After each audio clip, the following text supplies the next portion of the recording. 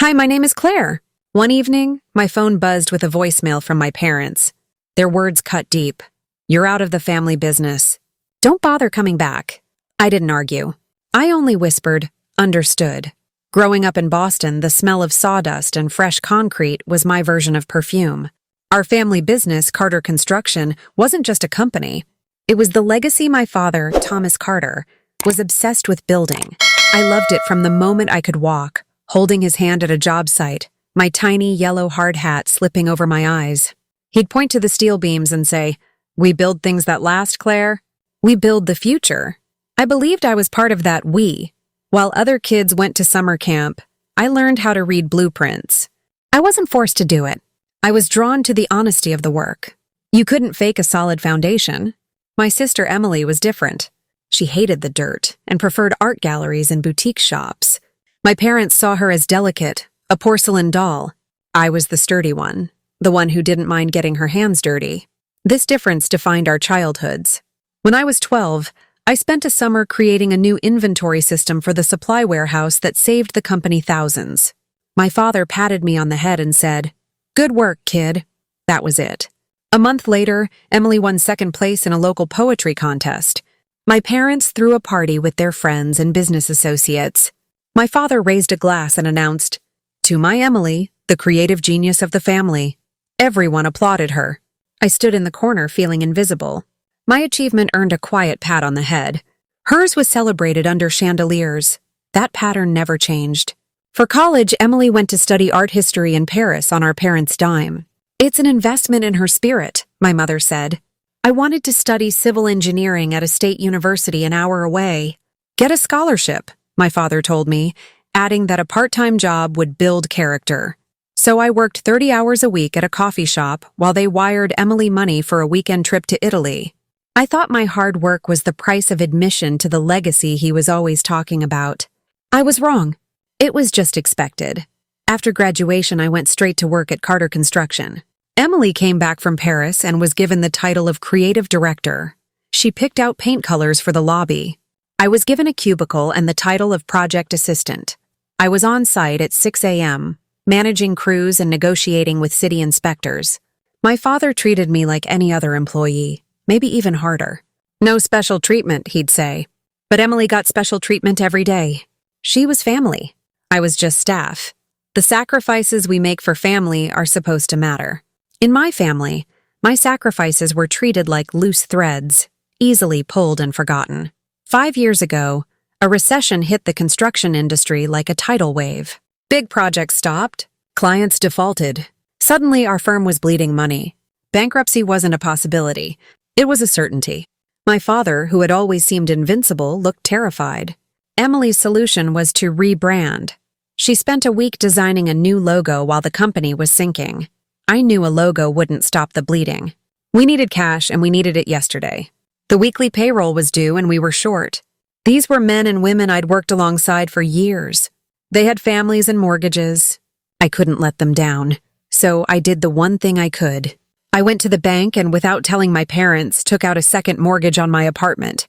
I drained my 401k and every penny I had in savings. It felt like my entire future was on that one piece of paper. I funneled the money into the company account, masking it as a client prepayment. I didn't want a thank you. I just wanted the company to survive. That money bought us a month. I started working 18-hour days, living on black coffee. I took over accounting, renegotiated with suppliers, and chased down small repair jobs. Anything to keep cash flowing. The workers saw it. They started coming to me with problems, not my father. They trusted me. Slowly, we started to turn a corner. I secured a stable contract with a local university, then another with a hospital. These weren't the flashy projects my father loved, but they were lifelines. After a year, the company was stable again. At a family dinner, my father raised his glass. I thought for a fleeting second that this was the moment he would finally acknowledge what I'd done. Instead, he looked at Emily. "I want to make a toast," he said, "to my daughter Emily. When we were on the brink, her unwavering optimism and brilliant rebranding ideas kept our spirits up. She reminded us of what Carter Construction stands for. She saved this company." I froze, my fork halfway to my mouth. My mother was beaming. Emily gave a modest little shrug, soaking up the praise. She had designed a logo. I had sold my future. I didn't say a word. They hadn't just ignored my sacrifice. They had given the credit for it to someone else. They had erased me from my own story. My work was expected, but my worth was invisible. The voicemail came on a Tuesday night. I was at my desk, long after everyone else had gone home, finalizing a bid for a new downtown library. I was exhausted but hopeful. My phone buzzed. It was a notification for a new voicemail. No missed call. My father's voice filled the silence, cold and clipped. Claire, the board had a meeting this evening. We've decided to go in a new direction. Your position has been eliminated. You're out of the family business. Your sister will handle everything from now on. There was a pause, then my mother's voice, sickeningly sweet. It's for the best, honey. You've been working so hard. You'll thank us later. Don't bother coming back to the office. We'll have your things couriered. The line went dead. I sat there in the dark, the phone still pressed to my ear. You're out. Your sister will handle everything. They didn't even have the courage to say it to my face. After everything, I was dismissed in a 30-second voicemail. My first instinct was hot, searing anger. But then a strange, chilling calm washed over me. This wasn't a surprise. It was an ending I should have seen coming. I had been a tool, and now that the machine was running smoothly again, the tool was being put away. My hands were perfectly steady. I didn't cry. The part of me that would have cried had been hollowed out long ago. Arguing wouldn't change anything. It would only give them the satisfaction of seeing me broken. I took a deep breath, leaned forward, and whispered to the empty office. Understood. I didn't pack up my desk. I replayed their words until the hurt hardened into fuel. I walked over to the large filing cabinets that lined the back wall. My father insisted on a hard copy of every important document. I knew this system better than anyone. I started pulling files with surgical precision. I gathered every major contract signed in the last 5 years, every partnership agreement I had negotiated. And then I found what I was looking for. It was buried in a thick binder for a joint venture on a massive hospital expansion, one of the first big contracts that had signaled our recovery. The contract was 100 pages long. My father, desperate for the deal, had told me to just handle it. I had. I had read every line, and on page 87 I had added a clause.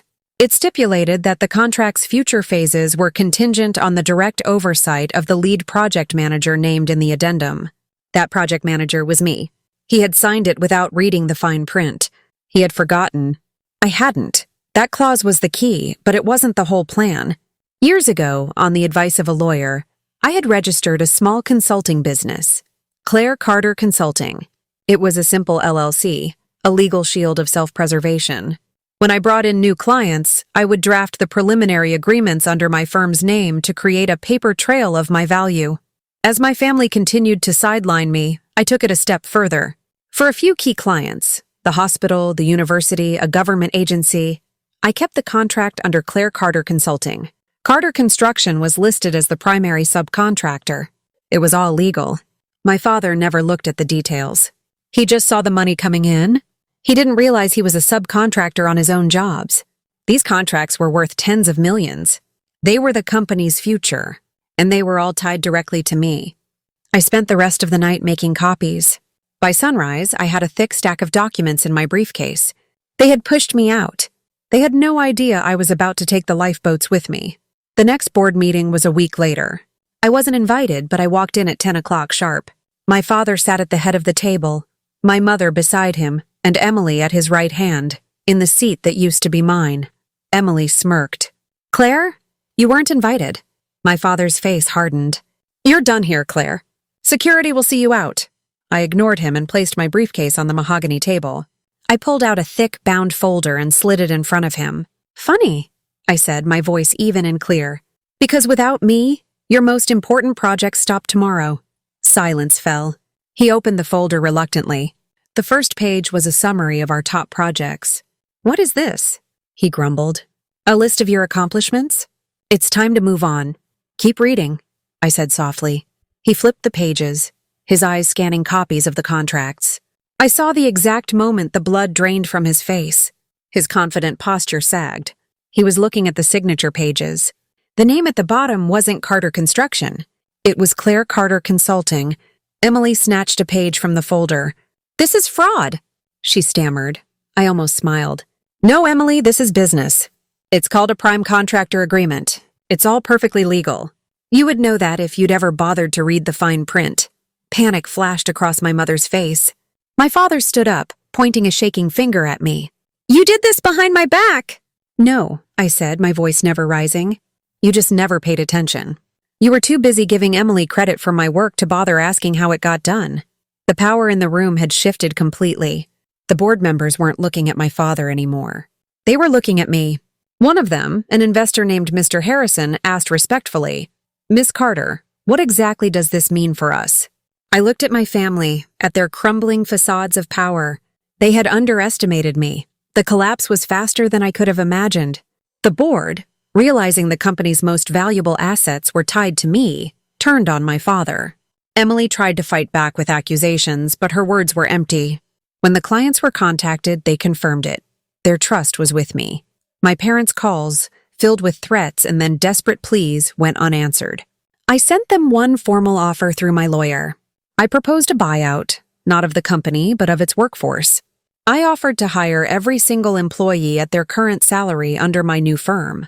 The workers, who had watched my dedication for years, didn't hesitate. Within a week, almost the entire staff had resigned from Carter Construction and signed on with me. Without its contracts and its workforce, the company was just an empty shell. Emily, the new leader, was left with a fancy office, a new logo, and no one to manage. The empire she had inherited was built on sand, and it crumbled. I didn't gloat. The victory wasn't in their failure. It was in my freedom. I set up my new office in a modest building across town. It didn't have a fancy boardroom, but it was mine. We finished the hospital wing ahead of schedule and secured a new, larger contract with the university. I made sure every worker got a raise. Their loyalty was my real legacy. Sometimes I drive past the old Carter Construction headquarters. The sign is still there, faded. The parking lot is mostly empty. My father was forced into retirement. Emily, I heard, is trying to reinvent herself as a consultant. I built my own future, not in their shadow, but in my own light. They thought their voicemail was an ending. They had no idea it was my beginning. Would you have confronted them immediately after that voicemail, or stayed silent like I did? Let me know in the comments. And don't forget, like this story, subscribe, and share if you believe quiet revenge is the sweetest justice.